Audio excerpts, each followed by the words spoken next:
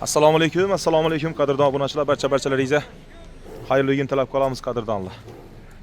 Bugun Xudo xohlasa 2026-yil 1-fevral, qishning 2-kuni, 2-oyning 1-kuni.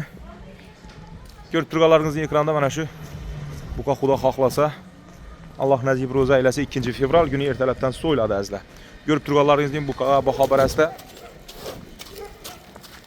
zo'r yaxshi boqilgan, dahshat boqilgan mesin o'zimizni joylari buqa. Qadrdonlar, sal yomonroq, shuncha yanına borib bilmayin turibmiz.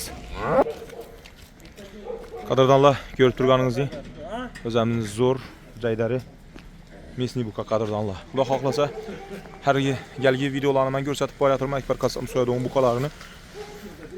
Zo'r, bo'yi yaxshi 600 dan ziyod joy vesi. Qadrdonlar, ertalabdan Xudo xolasa sveji buqa go'shtini galaverasizlar qadrdonlar. Suyak addinlar, hamma dilli yog' addilni, shashlik jonlar bor, steak variantlar bor. Xohlagan joyingizdan, xohlagan qismingizdan xarid qilish imkoniyati bor sizlarda qadrdonlar. Undan tashqari, agar ekson qilaman, Xudoy qilaman degan qadrdonlarimiz ko'proq miqdorda go'sht xarid qilmoqchi bo'lsangizlar ham bemalol murojaat qilishlaringiz mumkin. Kelishilgan narxlarda go'sht sotib olishlaringiz mümkün bo'ladi. Musofirda yurgan qadrdonlarim, yurtdoshlarim, yo'ldoshlarim barchalaringizga umr gullaringizga, rizq ro'zlaringizga, kasb-korlaringizga Alloh baraka bersin. Durishini qarang buni, oddiy bo'ylarim zo'r. Bir like'larni bosib, izohlarda fikr yozib qoldirishni unutmang qadrdonlar.